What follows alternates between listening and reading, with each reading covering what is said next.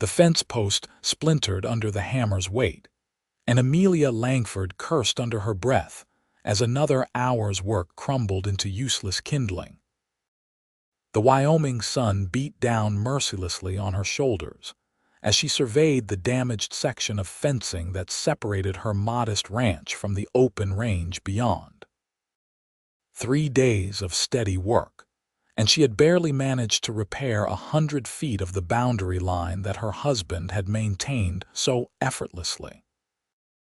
Robert had been gone 6 months now, taken by pneumonia during the harsh winter, and every day since had been a battle to keep the ranch from falling into complete disrepair.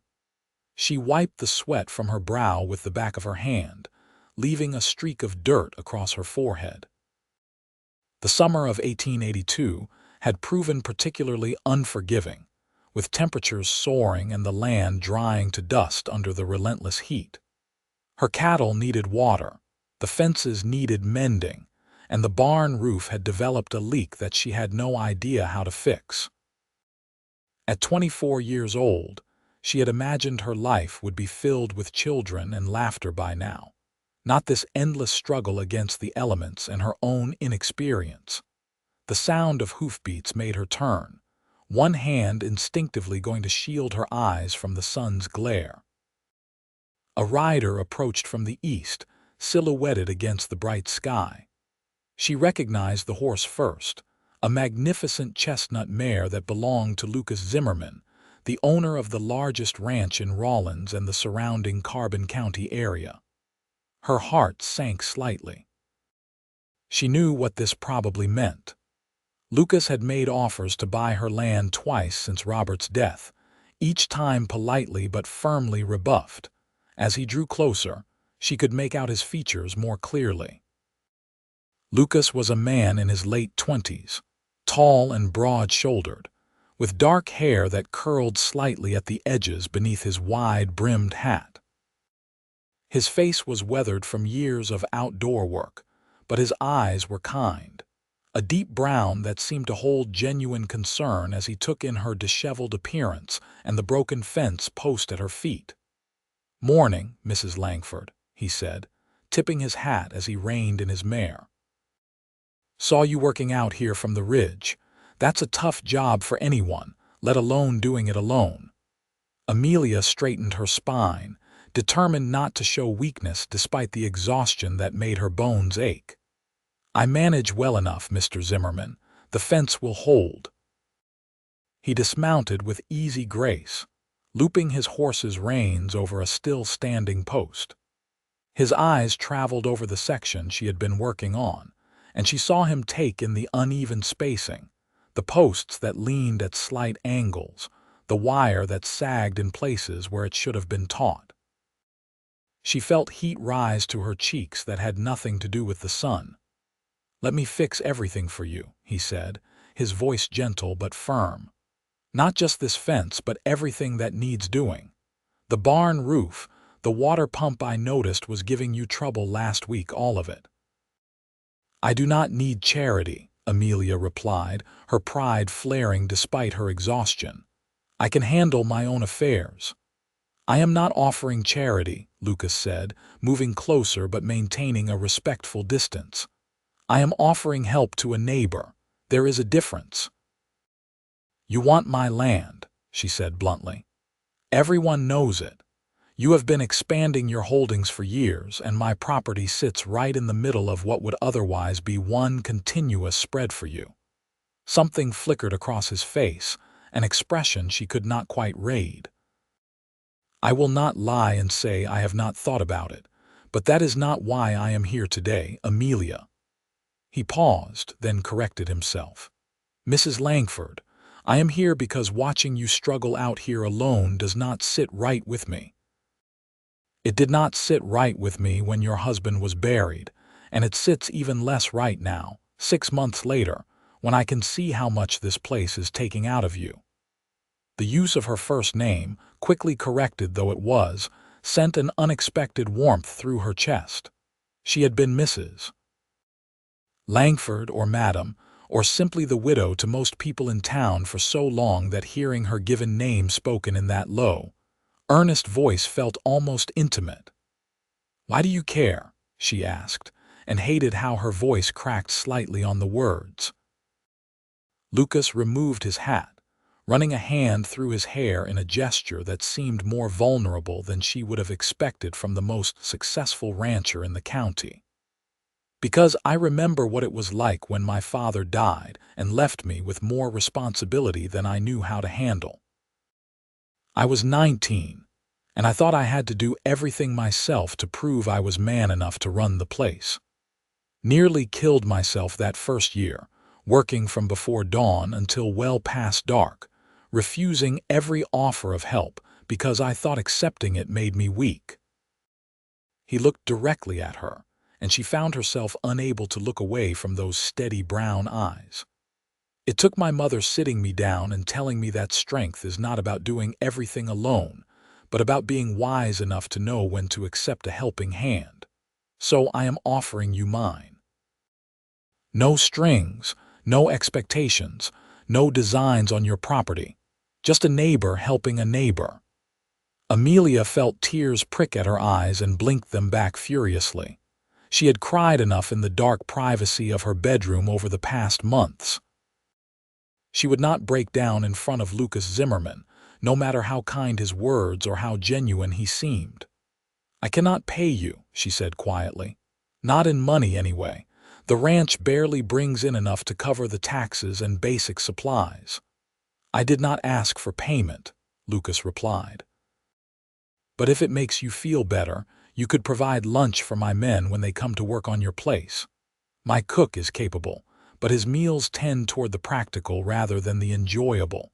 I hear you make excellent fried chicken." Despite herself, Amelia felt a small smile tug at her lips. "You have been talking to the ladies at church.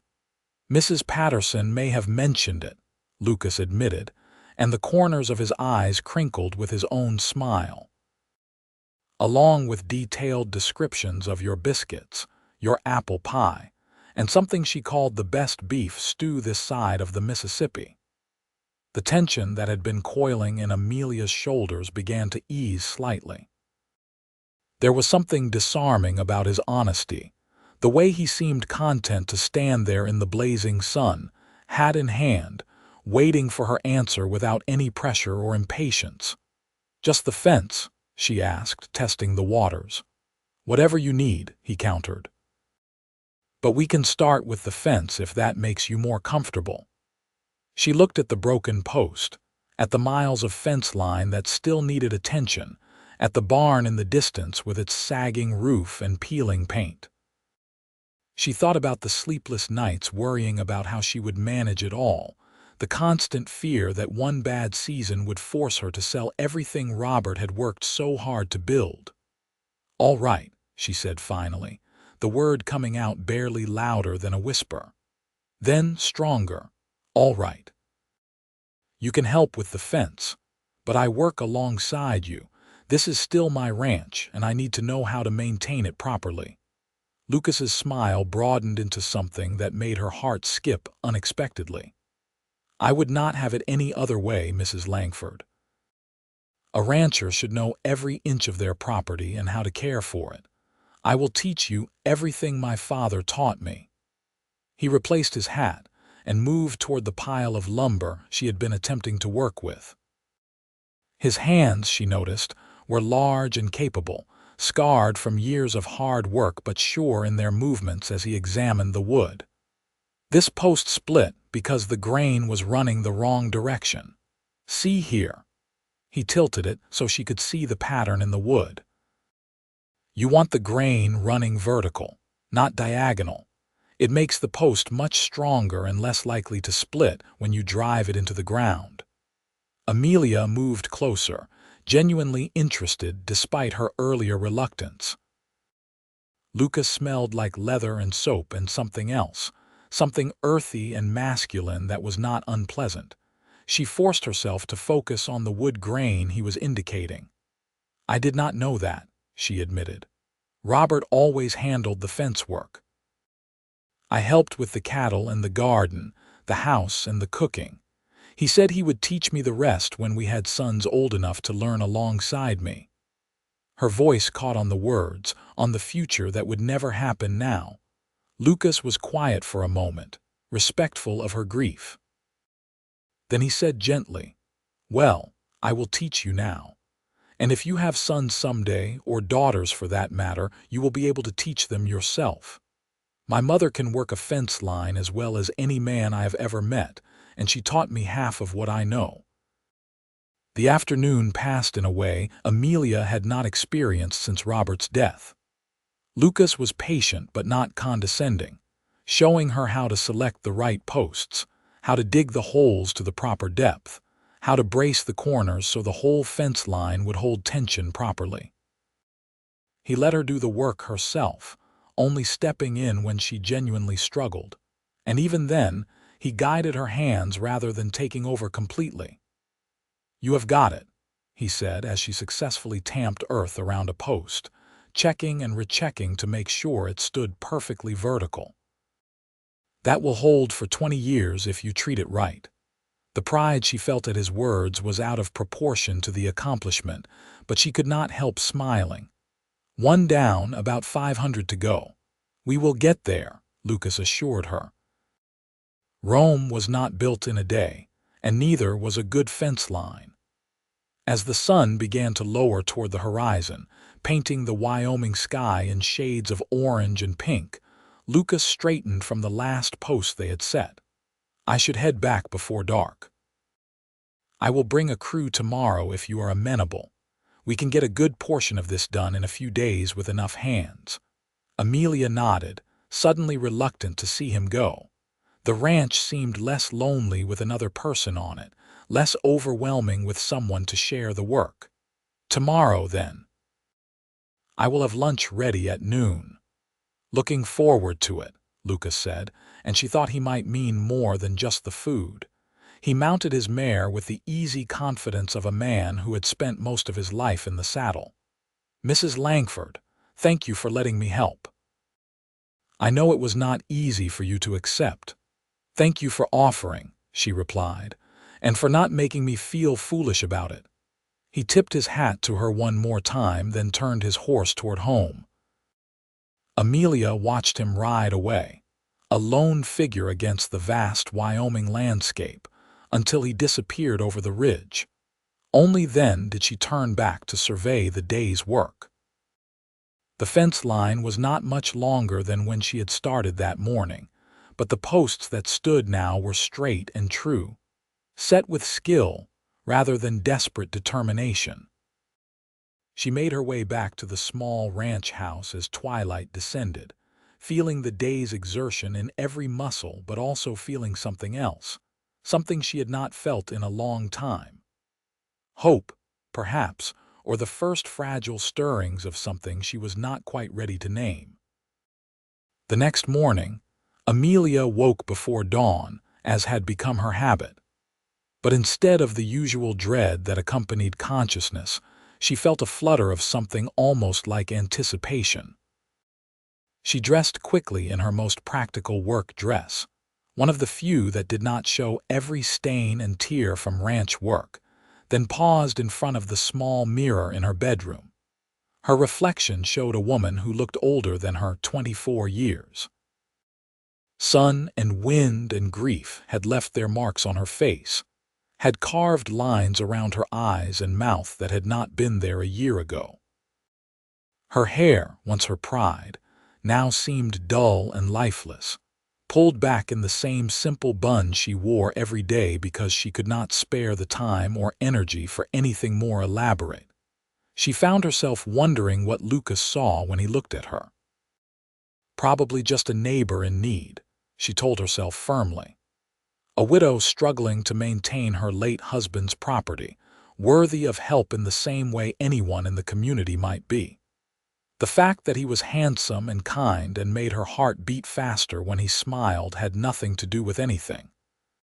Still, she took an extra moment to pin her hair more neatly, to splash water on her face and pinch her cheeks for color. Then she felt foolish and scrubbed her cheeks with a rough towel, erasing the artificial brightness. She was a widow in mourning, or was supposed to be, though the prescribed year of black clothing and social isolation felt increasingly stifling as the months dragged on. In the kitchen, she began preparing the promised lunch. It would need to feed Lucas and however many men he brought with him, so she erred on the side of abundance. She fried 3 chickens, made 2 dozen biscuits, prepared a huge pot of beans with salt pork, and baked 2 apple pies using the last of her preserved fruit from the previous fall. By the time she heard the sound of multiple horses approaching, the house smelled like heaven and her back ached from standing over the hot stove. She stepped out onto the porch to see Lucas riding up with 5 other men, all of them leading pack horses loaded with tools and supplies. Her first instinct was to protest, to tell him this was too much, but she bit back the words.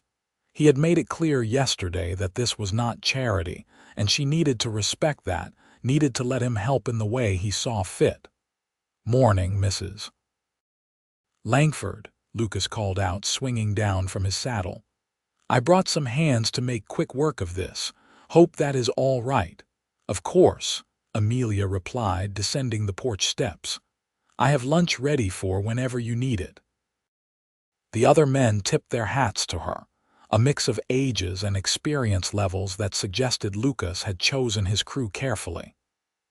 There was an older man with silver in his beard, 2 who looked to be in their 30s, and 2 younger ones who could not have been more than 18 or 19. All of them regarded her with respect, without the pity she had grown to hate from the townspeople of Rawlins. "This is Tom," Lucas introduced the older man.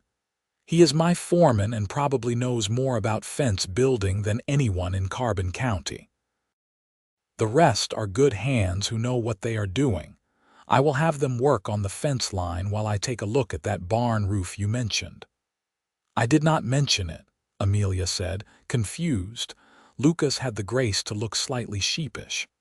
"I may have noticed it when I rode over yesterday. And the water pump, and a few other things, but only if you want the help." She should have felt intruded upon, should have bristled at his presumption. Instead, she found herself laughing for the first time in what felt like forever. "You are quite something, Mr. Zimmerman." "So I have been told," he replied with a grin, though the tone varies considerably depending on who is saying it. The men dispersed to their various tasks, and Amelia found herself trailing after Lucas as he headed toward the barn. The building had been her husband's pride, built solid and true when they had first claimed this land 5 years ago. But time and weather had taken their toll, and Robert's illness had prevented the regular maintenance that would have kept small problems from becoming large ones. Lucas climbed the ladder to the roof with confident ease, and Amelia watched from below as he examined the damaged shingles. "It is not as bad as it could be," he called down. "Mostly just needs new shingles in a few sections. The underlying structure is still sound. Your husband built well." The casual mention of Robert, without awkwardness or excessive reverence, was oddly comforting. People in town either avoided speaking of him at all or spoke in such hushed, pitying tones that it made her want to scream. Lucas spoke of him simply, as one rancher acknowledging another's work. "He did," she agreed. "He was good at this, at building things that lasted. I wish he could have lasted as long." The words slipped out before she could stop them, more honest than she had intended. Lucas descended the ladder and stood before her, his expression gentle. "I am sorry for your loss. I know everyone says that, but I mean it. Robert Langford was a good man, and from what I knew of him, he loved you very much." Tears threatened again, but this time Amelia did not fight them quite as hard. "He did. We were happy as anyone could ask for. It just was not enough time." "It never is," Lucas said quietly. "My father was only 47 when he died. I thought he would live forever, thought I had decades to learn everything he had to teach me. Then one day he was working cattle and his heart just stopped. He was gone before he hit the ground." "I am sorry," Amelia said. "That must have been terrible." "It was. But it taught me not to take time for granted, not to assume tomorrow is guaranteed. We have to live the lives we have, not the ones we thought we would have." He seemed to catch himself, as if realizing he had veered into territory too personal for their acquaintance. "Anyway, I will get started on this roof. Should have it fixed by the end of the day." Amelia wanted to protest, to tell him he was doing too much, but she was learning to recognize the stubborn set of his jaw that meant arguing would be pointless. Instead, she said, "I will bring you water. It is going to be hot up there." She made regular trips throughout the morning, bringing water to Lucas on the roof and to the men working on the fence line. They were making remarkable progress, their experienced hands accomplishing in hours what would have taken her weeks. Tom, the foreman, took time to explain what they were doing and why, including her in the work rather than excluding her as some men might have. "You have got good land here," Tom observed as they stood watching two of the younger hands stretch wire between posts. "Good grass, decent water supply, sheltered enough to protect cattle in winter but open enough for summer grazing. Your husband chose well." "I chose it too," Amelia said, surprising herself with the assertion. "We rode out here together, looked at a dozen different properties before we found this one. Robert was thinking about the practical aspects, but I was the one who fell in love with the view, with the way the mountains looked in the evening light." Tom smiled, his weathered face crinkling. "Then you both chose well. That is how it should be, partners making decisions together." He paused, then added carefully, "Lucas is a good man, in case you are wondering. Known him since he was knee-high to a grasshopper, and he has always had more integrity than sense when it comes to helping folks." Amelia felt her cheeks warm. "I was not wondering anything in particular." "Course not," Tom agreed amiably. "Just thought I would mention it anyway. In a purely informational capacity, you understand." She did understand, perhaps better than she wanted to admit. The whole crew had probably noticed the way Lucas looked at her, the extra care he took in explaining things, the gentleness in his voice when he spoke to her. And they had probably noticed, though she hoped they had not, the way she found excuses to check on his progress with the roof, the way her eyes followed him when he moved. At noon, she called everyone in for lunch. The men descended on the food with the enthusiasm of hard workers facing a good meal, and their praise for her cooking was genuine and effusive. Lucas ate with obvious enjoyment, complimenting each dish and going back for seconds on the fried chicken. "This is outstanding," he said around a mouthful of biscuit. "I think Mrs. Patterson may have undersold it if anything." "It is nothing special," Amelia demurred, but she could not hide her pleasure at the compliment. Cooking was one of the few areas where she felt truly competent, where her efforts produced reliable results. "It is special when you have been eating Cookie's trail stew for 3 weeks straight," one of the younger hands said, earning laughs from his companions. No offense to Cookie, but the man has exactly 3 recipes and none of them involve proper seasoning. The meal was lively, filled with good-natured ribbing and stories from the range. Amelia found herself laughing along, enjoying the company in a way she had forgotten was possible. The ranch had been so quiet since Robert's death, just her and her own thoughts rattling around in the empty spaces. This felt like life, like the home she had imagined building when she and Robert had first married. After lunch, the men returned to their work, and Amelia insisted on helping with the fence line. Tom paired her with one of the younger hands, a sandy-haired boy named Pete, who patiently showed her how to properly stretch and attach the wire. It was harder than it looked, requiring strength and technique in equal measure, but she was determined to learn. Lucas appeared beside her as she struggled with a particularly stubborn section. Here, let me show you a trick. He positioned himself behind her, his arms coming around to guide her hands on the wire stretcher. You want to use your whole body, not just your arms. Brace your feet like this, lean back slightly, and let your weight do the work. Amelia was intensely aware of his closeness, of the solid warmth of his chest against her back, of the way his hands covered hers as he demonstrated the technique. Her heart hammered in her chest, and she hoped he could not feel it. This was not proper, not for a widow still in mourning, but she could not bring herself to step away. "Try it now," he said, moving back to give her space. She followed his instructions, and this time the wire stretched smoothly, clicking into place exactly as it should. "I did it," she exclaimed, unreasonably pleased with this small victory. "You did," Lucas agreed, and the warmth in his eyes made her breath catch. "You are a fast learner, Mrs. Langford." "Amelia," she said impulsively. "You should call me Amelia. Mrs. Langford makes me feel like a stranger." Something shifted in his expression, became more open, more hopeful. "Amelia, then, and you should call me Lucas if you are comfortable with that." "Lucas," she repeated, testing the name on her tongue. It felt right, felt like a door opening onto possibilities she had not let herself consider. The rest of the afternoon passed in a blur of work and conversation.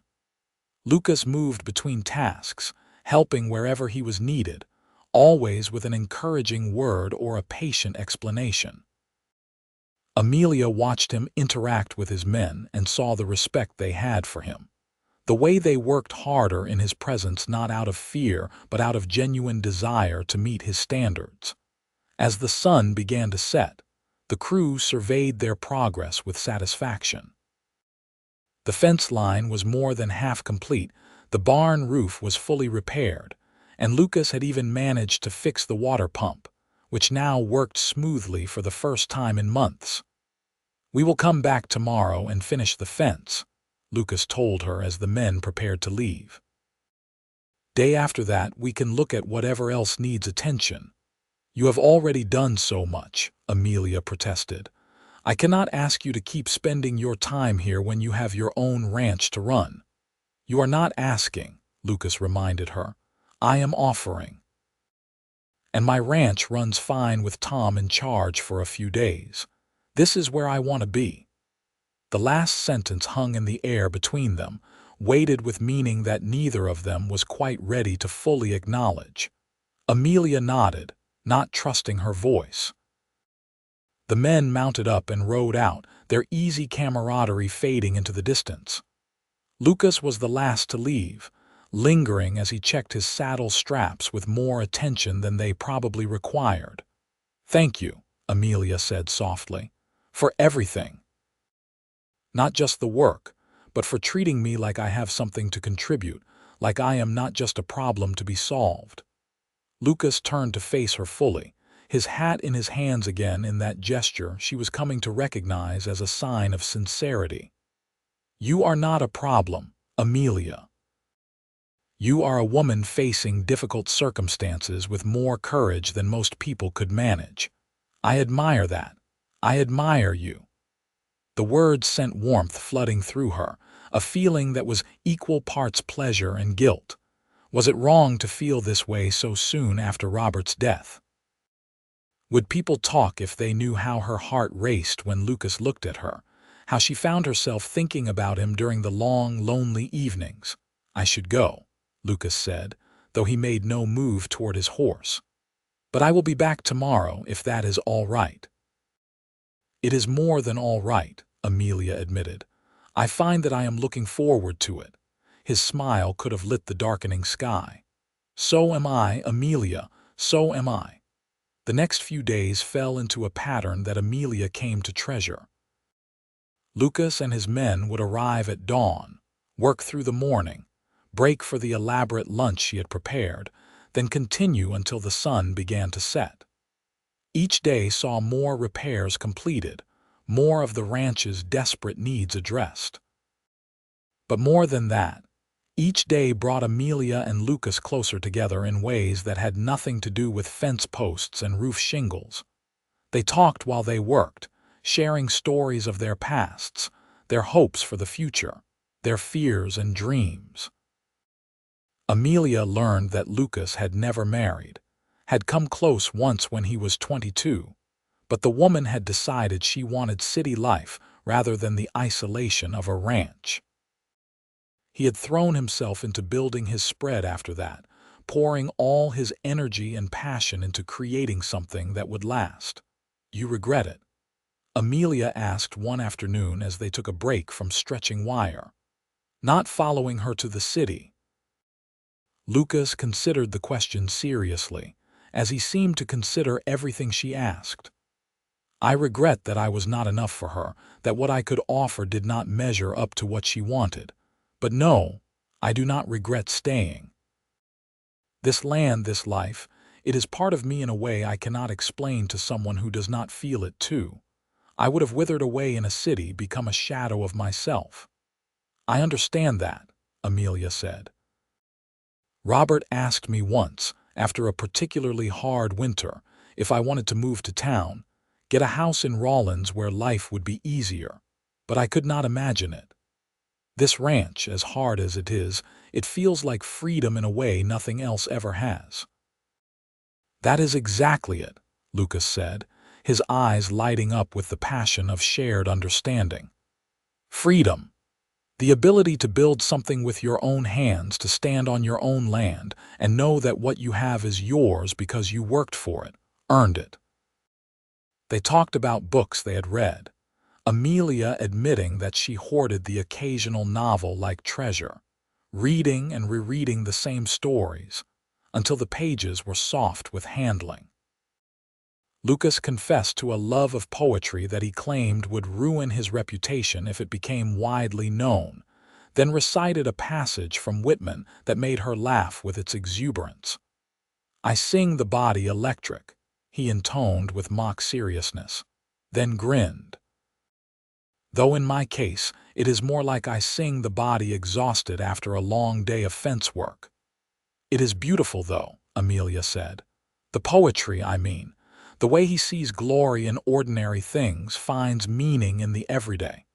"Like you do with cooking," Lucas observed. "I have watched you prepare food, and it is not just about feeding people. You put care into it, attention, like each meal is a gift you are giving." No one had ever noticed that before, had ever seen past the practical necessity of food preparation to the love she poured into it. Robert had appreciated good meals, but had never understood that cooking was one of the ways she expressed feelings she could not always put into words. "It is," she admitted. "When everything else feels uncertain, at least I can make something nourishing, something that brings people together and makes them happy, even if just for a meal." By the end of the week, the fence was complete, the barn was repaired, and a dozen other small problems had been addressed. The ranch looked better than it had in a year, and Amelia felt a pride in it that had been missing since Robert's death.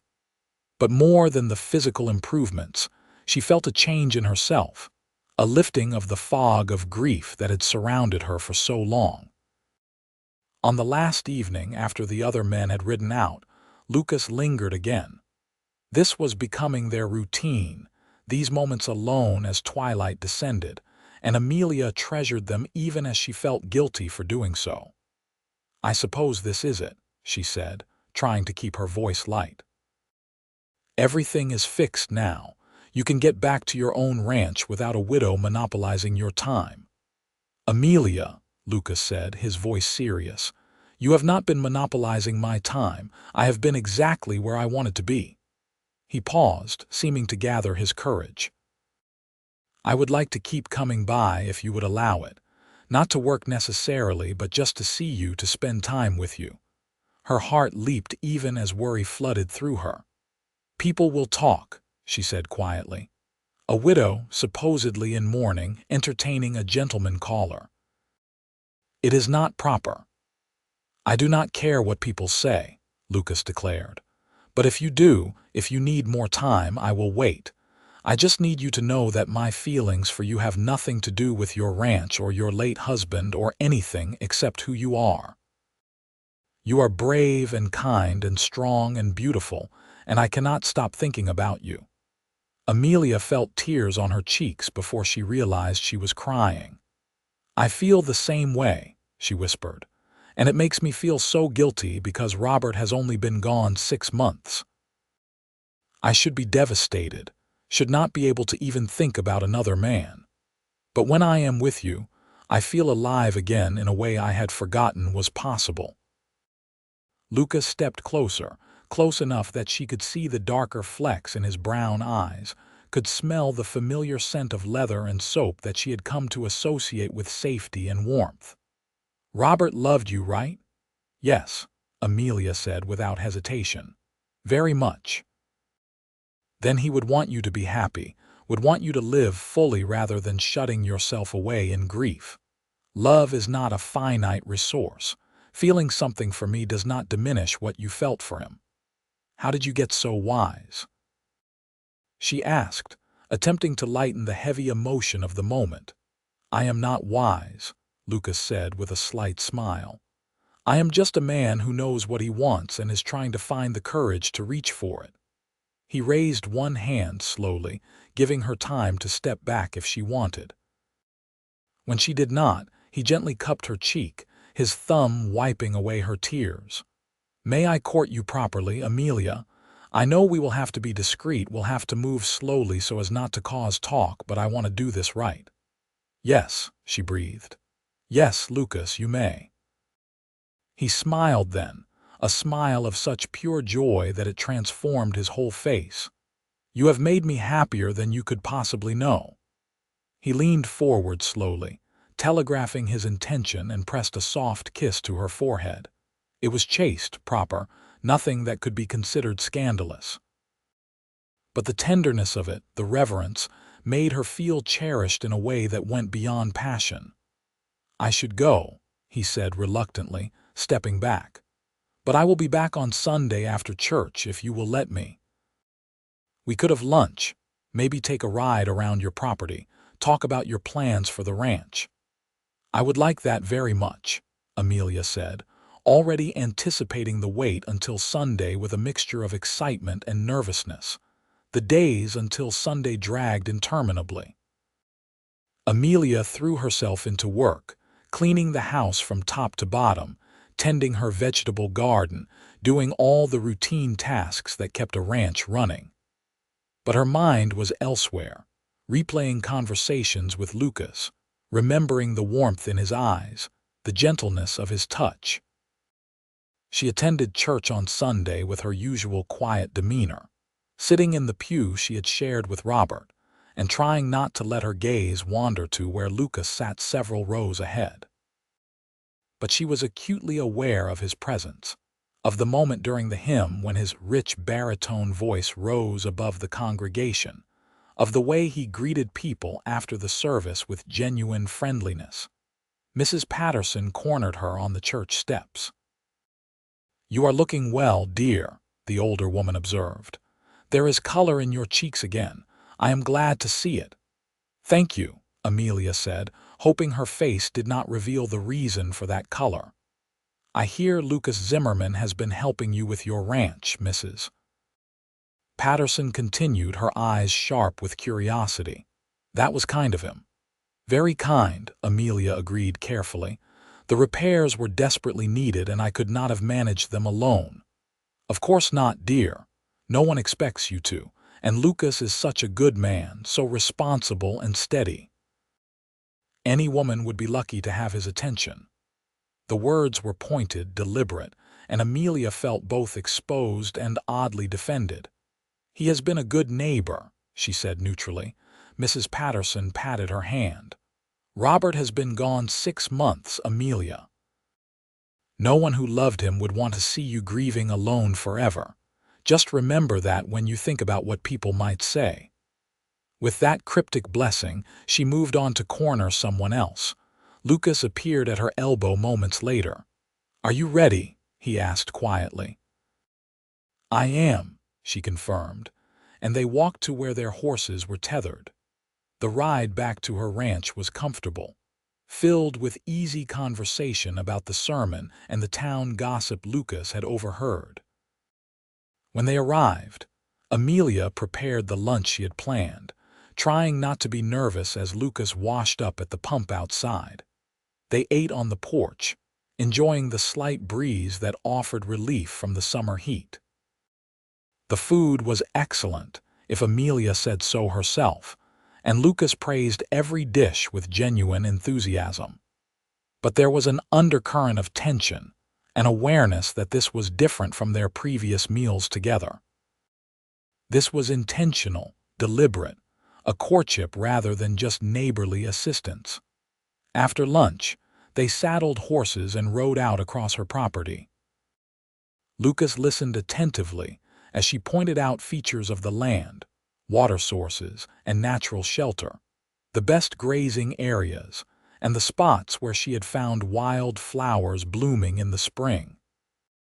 He offered suggestions based on his experience, ideas for how she might manage her small herd more efficiently, where she might want to add fencing to create better rotation of pastures. "You have a good eye for this," he told her. "These are all smart observations, good instincts for range management." "Robert taught me a lot," Amelia said, "and I have been reading everything I can get my hands on about ranching." There was a bulletin from the Agricultural Extension that had some interesting ideas about crossbreeding cattle for better hardiness. They talked for hours, losing track of time as they ranged across her land and eventually onto the edges of his. The Zimmerman Ranch was impressive, sprawling across thousands of acres with multiple lined shacks for the cowboys who worked the far reaches of the property. Lucas showed her his pride and joy, a new barn built with the latest techniques, larger and more sophisticated than anything else in the area. "This is incredible," Amelia breathed, taking in the solid construction, the clever layout that made the work of feeding and caring for animals more efficient. "You built all this, with help," Lucas said modestly. "But yes, I designed it. I want this ranch to be something that lasts, that I can pass down to my children someday, a legacy built on good practices and hard work." "Children," Amelia repeated softly. "Do you want a large family?" Lucas looked at her, and there was something vulnerable in his expression. "I always thought I did. Growing up an only child was lonely at times. I imagined a house full of kids, noise and laughter, chaos and love. But I have learned that you cannot plan these things. Life gives you what it gives you." "Robert and I tried," Amelia admitted, something she had not told anyone else. "For 5 years we tried to have children. It never happened, and then he got sick, and now I will never know if it would have if we just needed more time." Lucas reached over and took her hand, his fingers warm and strong around hers. "I am sorry. That must have been painful, hoping every month and being disappointed." "It was," she confirmed. "But there is also a strange relief in it now, not having children to care for while trying to keep the ranch going. I do not know how I would have managed with little ones underfoot." They stood there in the barn, hands linked, the comfortable sounds of horses and cattle around them.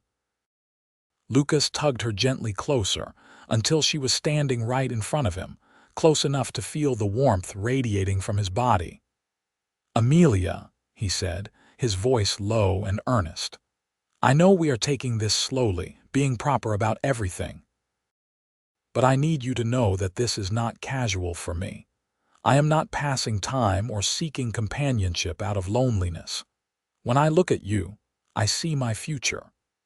I see the woman I want to build a life with, to share my dreams with, to wake up next to for the rest of my days." Her breath caught at the intensity of his words, at the clear promise in them. "Lucas, I feel the same way. It terrifies me how much I feel, how quickly this has happened, but I cannot deny it. You make me want to hope again, to believe in the future instead of just surviving day to day." He raised his free hand to her face, cradling her cheek with infinite gentleness. "May I kiss you? A real kiss this time, not just a peck on the forehead, please," she whispered. Lucas leaned in slowly, giving her every opportunity to change her mind. But Amelia did not want to change her mind. She wanted this, wanted him, with an intensity that made her previous guilt seem absurd. When his lips met hers, it was gentle at first, a soft exploration that sent warmth flooding through her entire body. Then she pressed closer, and the kiss deepened, became more urgent, more passionate. When they finally broke apart, both breathing heavily, Lucas rested his forehead against hers. "I've been wanting to do that since the first day I rode up and saw you fighting with that fence post, so determined and fierce and beautiful." Amelia laughed, the sound surprised out of her. "I must have looked a mess." "You looked magnificent," Lucas corrected. "Like everything I did not know I had been searching for." They stayed in the barn until the shadows grew long, talking and kissing and making quiet plans for a future together. Lucas was insistent that they do things properly, that he court her openly once a respectable amount of time had passed, that they marry with the blessing of the community, rather than sneaking around like they had something to be ashamed of. "I want everyone to know that you are mine and I am yours," he said firmly. "I want to stand up in church and make vows before God and everyone we know, but I also want to protect your reputation, want to make sure no one can say we dishonored your late husband's memory." "How long?" Amelia asked. "How long do we have to wait?" Lucas considered. "The traditional mourning period is a year. That would take us to February. If I started calling on you openly in, say, October, that would be 8 months after Robert's death. Still shorter than some would prefer, but long enough to be respectable, especially given the circumstances of you managing the ranch alone." October seemed impossibly far away, but Amelia recognized the wisdom in his suggestion. "All right," she agreed. "We will be discreet until October." "But you will still visit. Try to keep me away," Lucas said with a grin. "I will find every excuse to ride over here to check on your fences and your cattle and anything else I can think of. And you can always send word if you need anything, anytime, day or night." Over the following months, Lucas was true to his word. He visited regularly, always with a plausible reason, always careful to maintain propriety when anyone else was around. But in the moments when they were alone, riding the range or sitting on her porch as evening fell, they built something real and lasting. Amelia learned about Lucas's fears and insecurities, the pressure he felt to live up to his father's legacy, the loneliness of being responsible for so many people's livelihoods. He was not just the confident rancher everyone saw, but also a man who worried about making the right decisions, who sometimes felt overwhelmed by the weight of his responsibilities. In turn, she shared her own struggles, her guilt about moving on from Robert so quickly, her fear that she was not good enough or capable enough to truly run a ranch. Lucas listened without judgment, offered comfort without trying to fix everything, simply gave her space to feel what she felt. As summer turned to fall, the whispers in town began. People noticed how often Lucas Zimmerman found reasons to visit the Langford ranch, noticed the way he looked at Amelia during church services, noticed that she smiled more often than she had in months. Mrs. Patterson, true to her word, proved to be an unexpected ally, casually mentioning to anyone who would listen that it was good to see neighbors helping each other, that Lucas was just being kind to a widow in need. But not everyone was so understanding. Amelia overheard whispered comments in the general store about indecent haste and disrespect to the dead. One woman, Mrs. Thornton, went so far as to approach her directly. I hope you are not being taken advantage of, the woman said with false sweetness. A vulnerable widow can be easy prey for a man with designs on her property. Amelia felt her spine stiffen. Thank you for your concern, Mrs. Thornton, but I assure you I am quite capable of managing my own affairs. Of course, dear. I just would hate to see you make a mistake you will regret. Robert was such a good man. It seems a shame to forget him so quickly. I have not forgotten him, Amelia said firmly, and I never will, but I am still alive and I intend to keep living. I am sorry if that offends your sensibilities. The confrontation left her shaking but also oddly empowered. She had stood up for herself, for her right to move forward with her life. When she told Lucas about it that evening, he was torn between anger at Mrs. Thornton and pride in Amelia's response. You do not have to justify yourself to anyone, he said fiercely. What we have is real and right, and anyone who cannot see that is not worth your time. I know, Amelia agreed, but it still hurts, having people I have known for years look at me like I am doing something shameful. Lucas pulled her into his arms and she rested her head against his chest, listening to the steady beat of his heart. When we are married, he said, when you are Mrs. Zimmerman and we are building our life together, none of this will matter. People will move on to the next scandal and we will just be living our lives. Mrs. Zimmerman, Amelia repeated, testing the name. I like the sound of that. So do I, Lucas murmured into her hair. So do I. October arrived with crisp mornings and golden afternoons, the aspens turning brilliant yellow against the evergreens. True to their agreement, Lucas began calling on Amelia openly, arriving on Sunday afternoons with flowers or small gifts, staying for dinner, sitting with her on the porch as the sun set. The town's reaction was mixed. Some people were genuinely happy for them, recognizing that they were well-suited and that Amelia had been struggling alone for long enough. Others remained critical, whispering about impropriety and insufficient mourning. But increasingly, the dominant reaction was acceptance, a recognition that life moved on and that the living had to find their way forward. In November, Lucas took Amelia to a barn dance in Rawlins, their first truly public appearance as a courting couple. She wore her best dress, dark blue rather than morning black, and Lucas could not take his eyes off her. You are stunning, he said as he helped her down from the wagon. You are biased, she replied, but she was smiling. Absolutely, he agreed cheerfully. Does not make it any less true. The evening was magical. Lucas was an excellent dancer, leading her through reels and waltzes with easy confidence.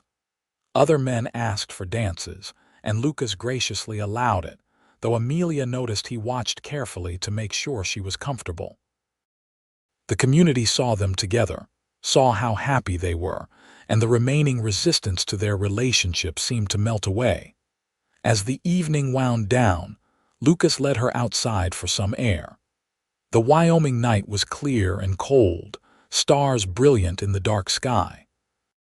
He wrapped his coat around her shoulders and pulled her close. I do not want to wait any more, he said abruptly. I know we talked about being patient, about giving it more time, but Amelia, I want to marry you. I want to wake up next to you every morning and fall asleep with you in my arms every night. I want to start building our life together now, not months from now. Amelia's heart soared. Are you proposing, Lucas Zimmerman? I am, he confirmed. He reached into his pocket and pulled out a small box. Inside was a ring, simple but beautiful, a gold band with a single sapphire. This was my mother's. She gave it to me years ago, told me to save it for the woman I wanted to spend my life with. That is you, Amelia. You are who I want. Will you marry me? Yes, she said without hesitation. Yes, Lucas, I will marry you. He slipped the ring onto her finger and it fit perfectly. Then he kissed her, deep and passionate and full of promise, and Amelia felt like her heart might burst with happiness. They were married 3 weeks later in the small church in Rawlins. It was not a large wedding. Amelia was still conscious of the fact that it had not quite been a year since Robert's death, but it was perfect. Mrs. Patterson cried through the entire ceremony. Tom stood as Lucas's best man, gruff and uncomfortable in his Sunday suit. And when the pastor pronounced them husband and wife, the kiss they shared was met with applause and cheers from the assembled guests. The wedding breakfast was held at Lucas's ranch, which would now be their home. Amelia had made the difficult decision to lease her land to a young couple just starting out, keeping ownership but not trying to manage 2 properties. It had been hard to let go, but Lucas had pointed out that they could always reclaim it later. And in the meantime, it would give someone else the opportunity her and Robert had been given years ago. As the party wound down and guests began to depart, Lucas swept Amelia up into his arms, carrying her across the threshold of their home amid laughter and catcalls from the ranch hands. He carried her all the way to the bedroom, kicking the door shut behind them. "Hello, Mrs. Zimmerman," he said, setting her down gently. "Hello, Mr. Zimmerman," she replied, reaching up to loop her arms around his neck. "Have I mentioned how much I love you?" "Not in the last 5 minutes," Lucas teased. "I was starting to worry." "I love you," Amelia said seriously. "More than I thought it was possible to love anyone. You saved me, Lucas, not just my ranch but me. You gave me a reason to keep going, to hope, to believe in the future again." "You saved yourself," Lucas corrected gently. "You were out there fixing fences and fighting to keep your ranch long before I rode up. I just had the incredible good fortune to be the one who got to help, who got to see how strong and amazing you are. And now, I get to spend the rest of my life loving you and being grateful that you chose me too." Their wedding night was tender and passionate, a joining not just of bodies but of hearts and souls. Lucas was gentle and patient, making sure Amelia felt cherished and safe. And when they finally fell asleep, tangled together in the big bed, Amelia felt a peace she had not known since before Robert's death, a sense of being exactly where she was meant to be. The first months of marriage were an adjustment. Combining 2 households, 2 ways of doing things, 2 sets of expectations took patience and compromise. But they approached it as partners, talking through disagreements, finding solutions that worked for both of them. Amelia threw herself into learning the operation of the larger ranch, working alongside Lucas and the hands to understand every aspect of the business. She had always been capable, but Lucas's faith in her abilities pushed her to develop skills and confidence she had not known she possessed. He consulted her on major decisions, valued her input, treated her as a true partner in every sense of the word. In turn, Amelia brought warmth and life to the ranch house that had been missing since Lucas's mother had passed away years earlier. She cooked meals that the hands talked about for days, kept the house clean and welcoming, created a home rather than just a place to sleep between workdays. And she loved Lucas with a fierce devotion that surprised even her. This second chance at love somehow deeper and richer for the loss that had preceded it. Spring arrived, bringing the chaos of calving season. Amelia worked alongside the men, assisting with difficult births, caring for orphaned calves, doing whatever needed doing. It was exhausting work, often in the cold and mud, but she loved it. This was ranching at its most fundamental, the cycle of life continuing, the herd growing and thriving through their efforts.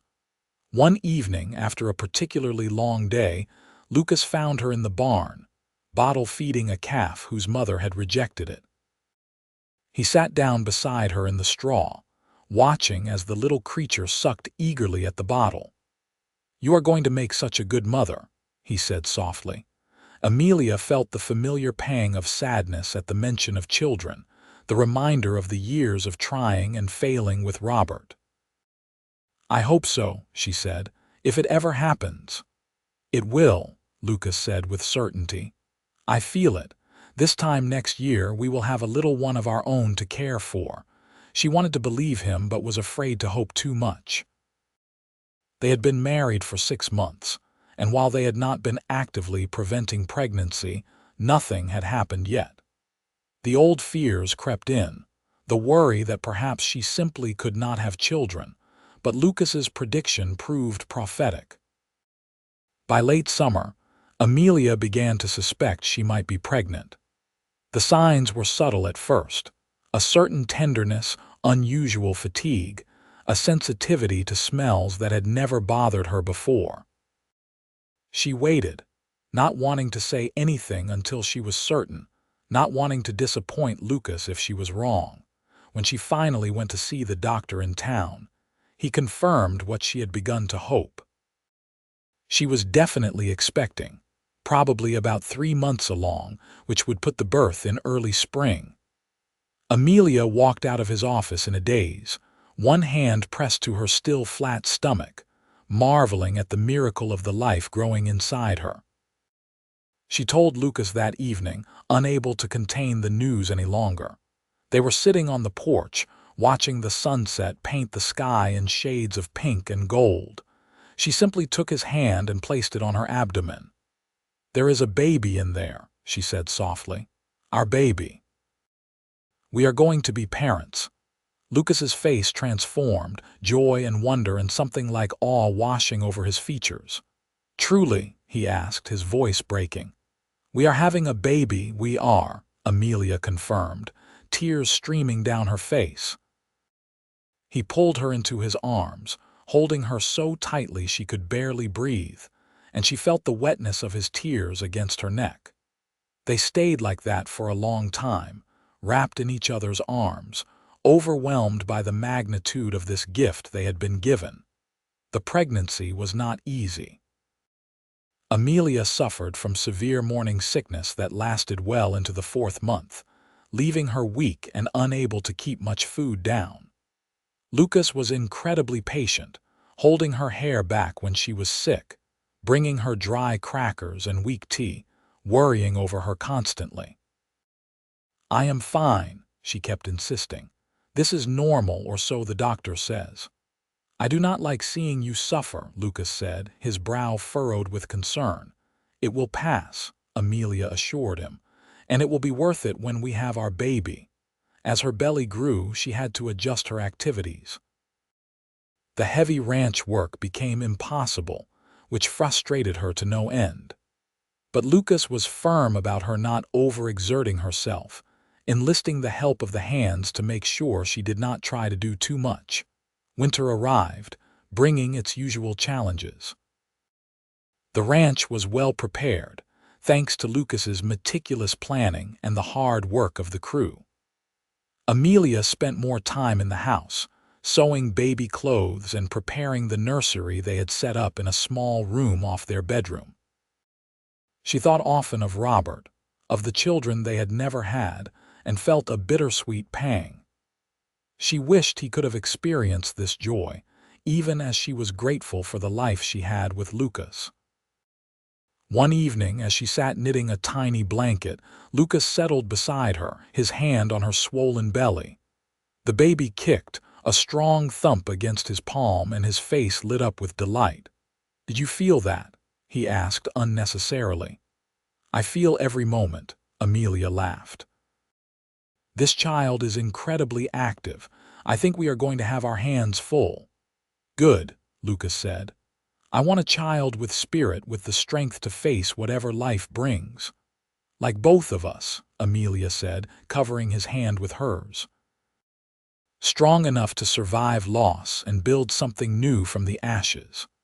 The baby was born on a cold March morning in 1884, after a labor that lasted through the night.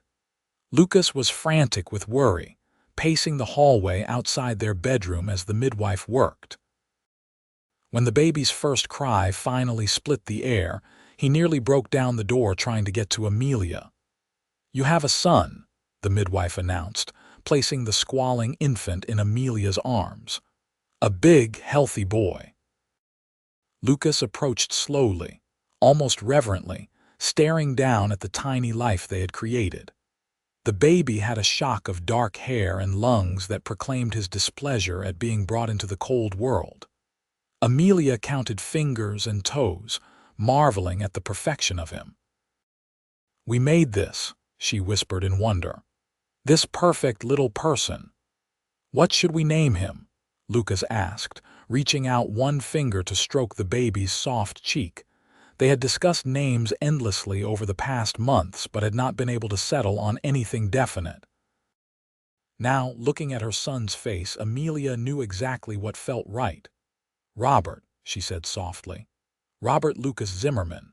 To honor the man who gave me my first chance at love and the man who gave me my second." Lucas's eyes filled with tears. "Are you sure?" "I do not want you to think you have to do that."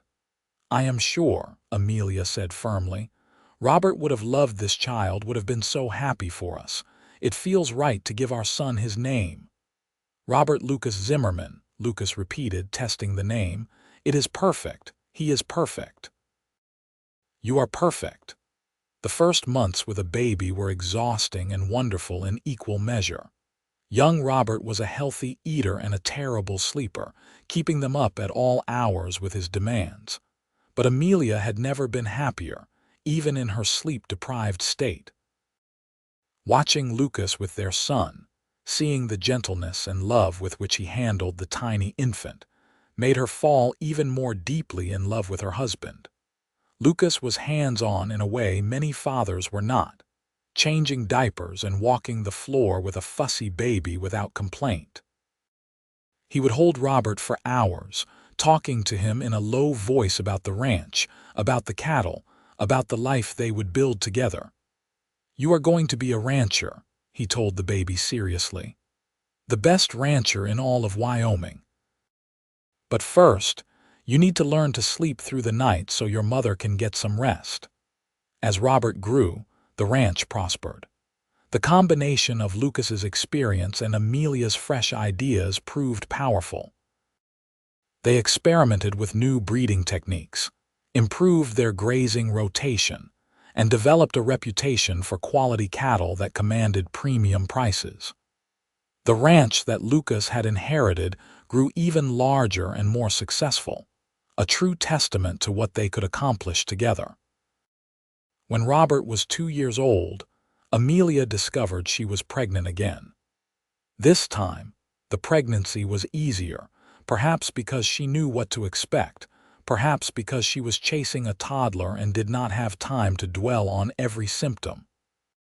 Lucas was no less concerned, but he had learned to trust that Amelia knew her own body and would ask for help when she needed it. Their second child, a daughter they named Sarah Grace, was born in the fall of 1886. She was tiny and delicate where Robert had been big and robust, with her mother's light hair and her father's brown eyes. Robert was fascinated by his baby sister, wanting to help with everything, though his help was sometimes more hindrance than assistance. "Gentle," Amelia coached as Robert enthusiastically tried to pat the baby's head. "She is very small and fragile." "My baby," Robert declared possessively, and both parents laughed. Life settled into a rhythm of controlled chaos. Between running the ranch and raising 2 young children, there was rarely a quiet moment. But Amelia would not have changed it for anything. The loneliness and despair she had felt as a widow seemed like another lifetime, like something that had happened to someone else. On their 5th wedding anniversary, Lucas surprised her with a gift. They rode out to her old property, which the young couple was still leasing successfully. But there, on the site where she and Robert had built their modest ranch house, stood something new. "I had them build a gazebo," Lucas explained. "I thought we could come here sometimes when we need a break, when we want to remember where it all started." Your first ranch is part of your story, part of who you are. I did not want you to lose that just because you married me." Amelia walked into the gazebo, running her hands over the smooth wood. From here, she could see the fence line she had been working on the day Lucas first rode up, could trace the boundaries of the land she and Robert had claimed together. But instead of sadness, she felt peace, a sense of continuity between the past and the present. "Thank you," she said, turning to Lucas, "for understanding that loving you does not mean forgetting him, that I can honor what was while celebrating what is." "I never wanted you to forget," Lucas said, pulling her close. "Robert was part of making you who you are, and I love who you are. All of it, every part of your story, even the parts that came before me." They stood together in the gazebo as the sun set, watching their children play in the grass nearby, and Amelia felt overwhelmingly grateful. Life had not turned out the way she had planned when she was that young bride claiming land with her first husband. She had lost more than she could have imagined, suffered grief that had nearly broken her.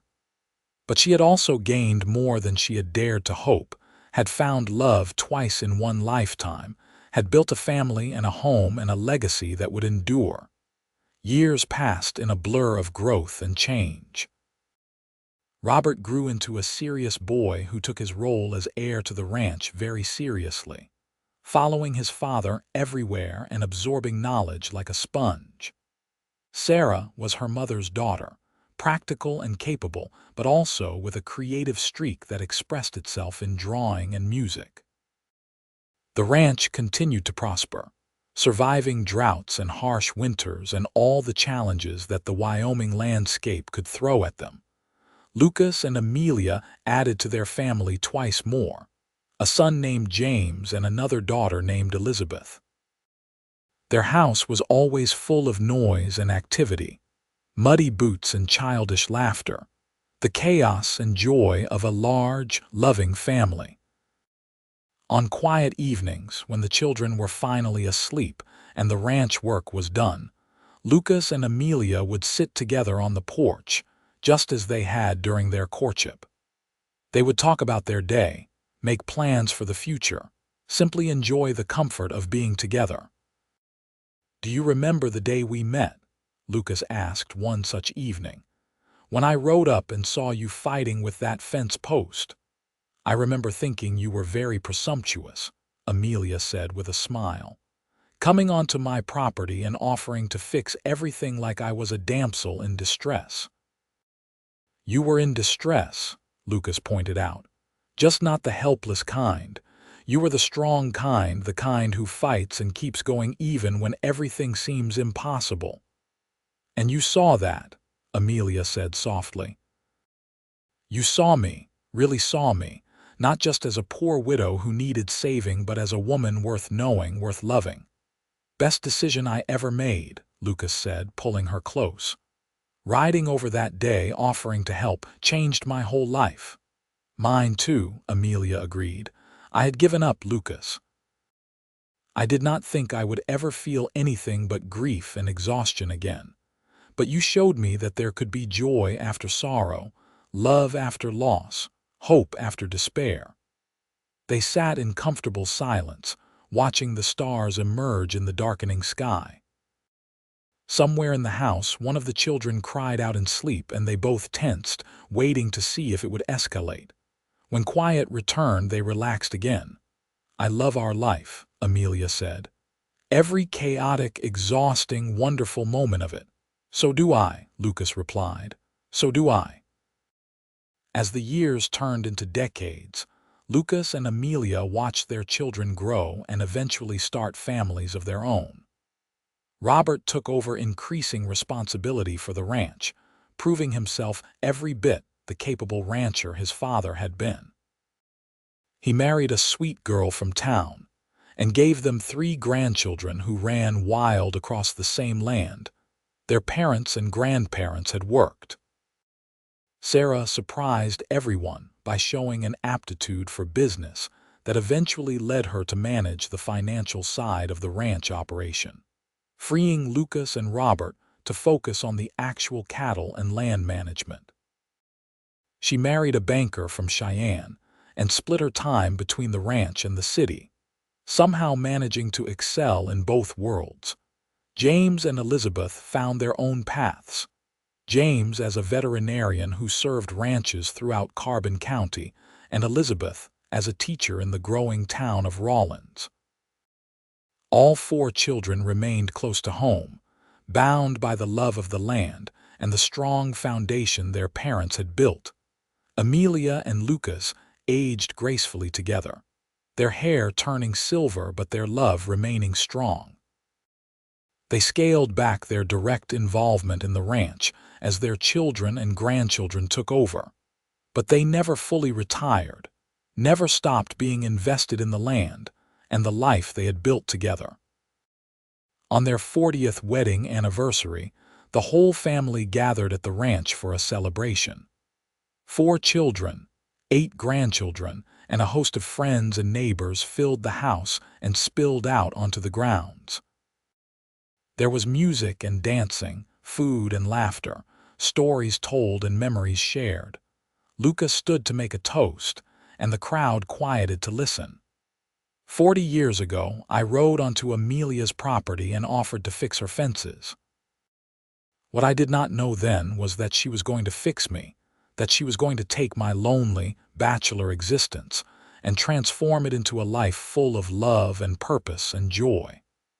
Amelia, you are the best thing that ever happened to me, and I thank God every day that you let me into your heart.